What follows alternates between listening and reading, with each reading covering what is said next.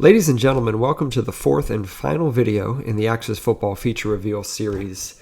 In this video, we are going to be taking a look at the long-awaited gameplay changes, improvements, and new features for Axis 21.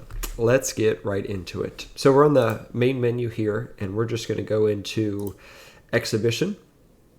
And let's do Spectate. So I'm going to grab a random team here. Let's go Denver, and Arizona is good. So we will head into this, and what I want to do is we're going to kind of spectate a match while I go over some of the gameplay changes. The first thing here that we're going to look at is under the game setup. When you go under Stadium, we've got two brand new stadiums in the game right now, and we'll have a third by the time we launch. So you can see here, this is Arizona. And Arizona is a really cool stadium that Rich designed for us. He's our stadium modeler on the team. He actually designed it as like the background in Hoover Dam, so with the mountains around and the dam in the end zone. Hopefully it doesn't break during a game. That would be a pretty cool add-on, but that won't happen. The next one that we've got, so Atlanta's been in the game, Baltimore's been in the game, Boston and Carolina have been in the game as well. Chicago, some of you got to see the Chicago Stadium last year, depending on the platform that you were on. We cleaned this up, so it'll load just fine on all of the platforms. So we've got Chicago with a really cool bird, the Laycock, over the Jumbotron. Cincinnati as well. This is one of the ones that wasn't in all of them last year, but it's got the Cincinnati City in the background with the Lions. Excuse me. This is Dallas, but I've got the wrong image here. Let's use Dallas. That way you can see it. I've got to plug in the right image here for the Dallas Stadium. And we will have Detroit, which is a really cool design as well in the game by the time we release. So 3 brand new stadiums for everyone, and there should be about 6 new stadiums for certain users depending on the platform that you run, because not all of the stadiums made it to all of the platforms. We had some performance and loading issues with some of them. So we are getting right into gameplay, and we are going to spectate a portion of a match between, I think, Denver and Arizona. So the first thing that we're going to look at here as far as new features for Axis 21 is field flipping. In previous versions, the offense would always drive down the same side of the field. And even when there was a change of possession, a quarter, a turnover, any sort of thing like that, they would always continue to drive down the same side. And so this is the Dallas Stadium here while I interrupt the field flipping. I'm actually going to pause it and go to the scene view and take a little closer look at the Dallas Stadium so you guys can check out how this is, because Rich did a fantastic job. Look at that cool roof design.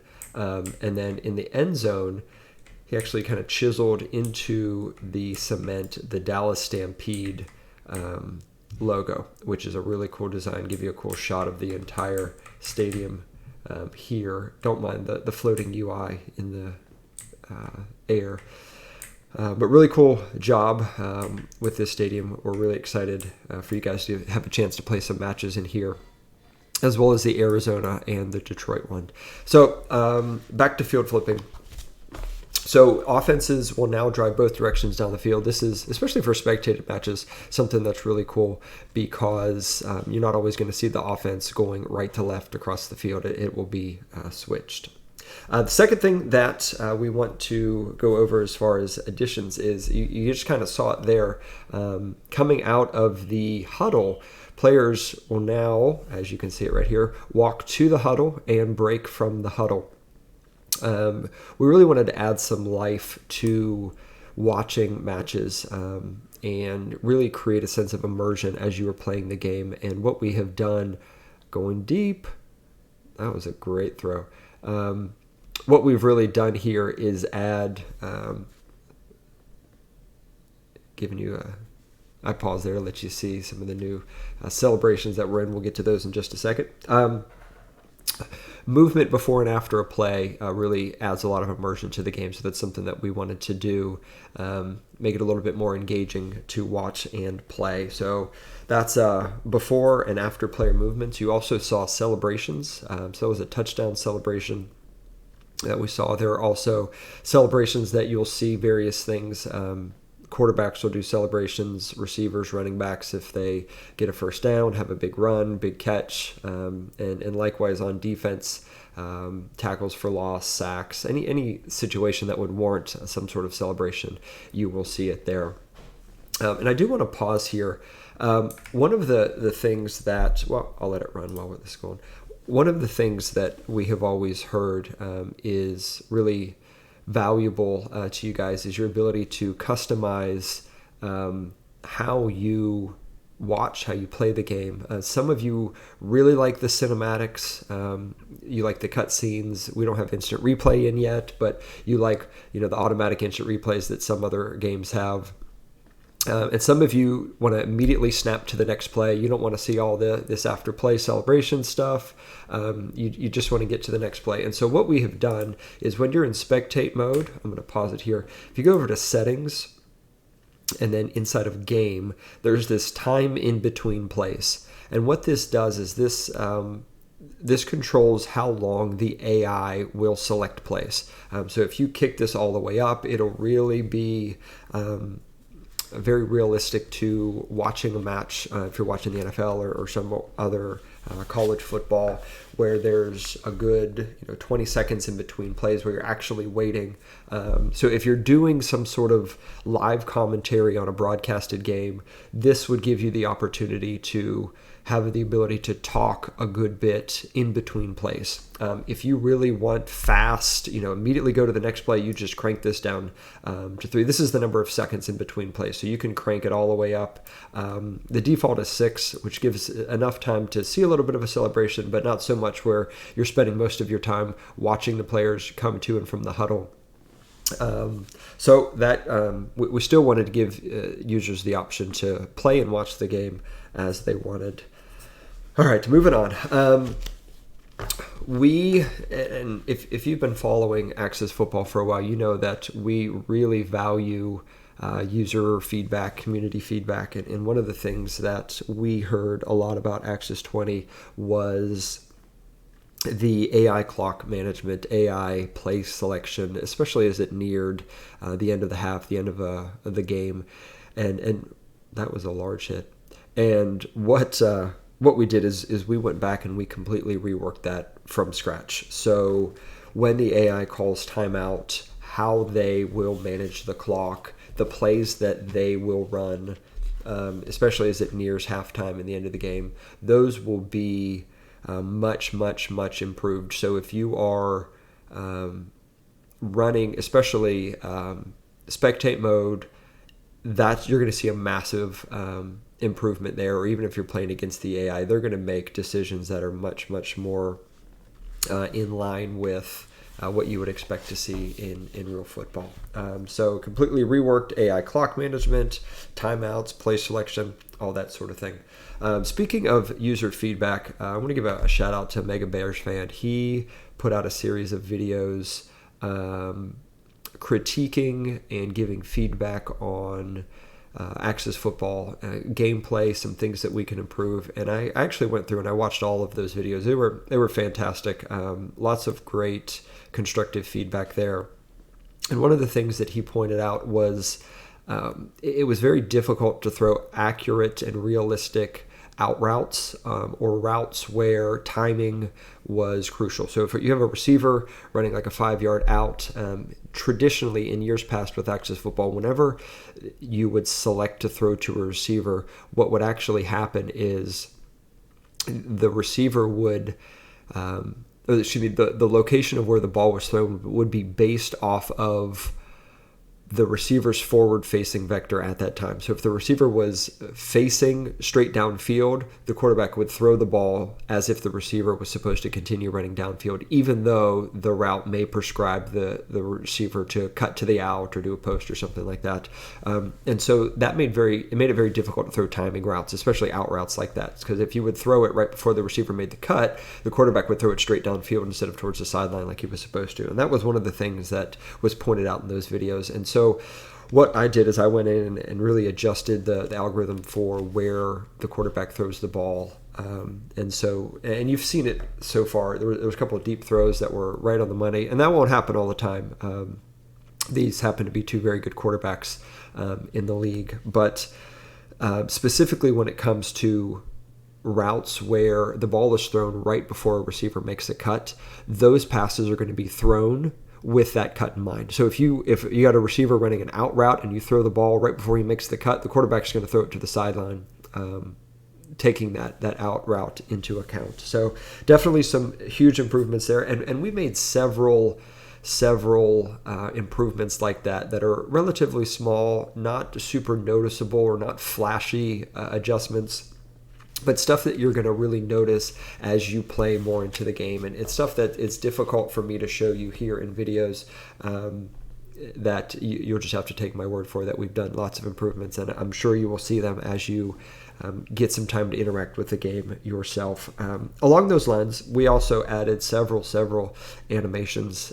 Specifically, you'll notice a lot of the quarterback throws. We've got some brand new quarterback throw animations. Let's say you're running to the right and the quarterback's got to throw the ball left across his body to a receiver. We've got some throw on the run, throw across the body animations there. Several new running, tackling animations that you'll see in the game. Just taking additional steps towards improving the visuals of the game. Let's see what else. Big logic improvements. So not only where the quarterback decides to throw the ball, but which receiver he decides to throw it to, especially if it's third or fourth down. If it's fourth down and you really need a first down, the quarterback's not going to dump it off. He's going to make the choice to take the risk and throw it downfield. And bug fixes. There were several bug fixes that were discovered as it related to forward progress. So as you went into the end zone, some weird things would happen if touchdowns were awarded based off of forward progress, or first downs were awarded based on forward progress. Strange things like that. Those have all been cleaned up and fixed. I rewrote the way forward progress works under the hood, and so there's going to be a lot more consistent. That was a terrible drop. There'll be a lot more consistent gameplay as it relates to that. And again, there's a lot of other small minor tweaks to gameplay that you guys will notice as you interact with the game. But that is kind of the big picture for gameplay. We are getting ready to get into beta testing here in the next couple of weeks, so there will be lots and lots of additional tweaks, improvements, additions as we make our way towards release. But I wanted to give you kind of a current state of things, give you the big picture additions for gameplay in 2021. And I'm looking over my list, make sure I've got everything. Oh, there is one thing that I forgot to mention, and that is overtime. We have added a brand new, complete official overtime into Access Football. Last year and in years past, it was simply, if the score was tied at the end of the game, 60 seconds got added to the clock, and that continued until it was no longer tied. And we have revamped overtime. So now, at the end of regulation, if the game is tied, first thing that will happen is there will be a coin toss, there will be a kickoff, and we will be using the NFL overtime rules. That was a great interception. DB stepped right in front of the receiver. That was nice. So back to overtime. We will be using the NFL-style overtime rules, where each team will get a chance to possess the ball unless the offense that has it first scores a touchdown or there's a safety. And so that is something that you guys have been asking for a while, and should be a really nice addition to improving gameplay. Our goal, and we have said this for a number of years, but I want to reiterate the fact that we have not changed our vision. Our goal is to create simulation football. And we know that there are still some areas that are going to need improvement, still some areas that we're not quite there. We recognize the flaws and faults of the game, but we want you to know that we are committed every year to improving, taking steps in the right direction to improve our game, and that we are focused on simulation football, and we are not going to settle for anything less than that. So I will wrap up with that. There may be additional videos that I put out as we go through beta testing and into release, as we continue to add improvements to the game, do any sort of bug fixes that pop up, make adjustments and that sort of thing. So thank you for taking the time to watch these videos. We would love to know your feedback. We would love to know what you think. If you are interested in participating in beta testing, that is something that we open up to all of our Patreon supporters. So if you want to be a patron there, you can visit our website, accessleague.com. There's a link to our Patreon there.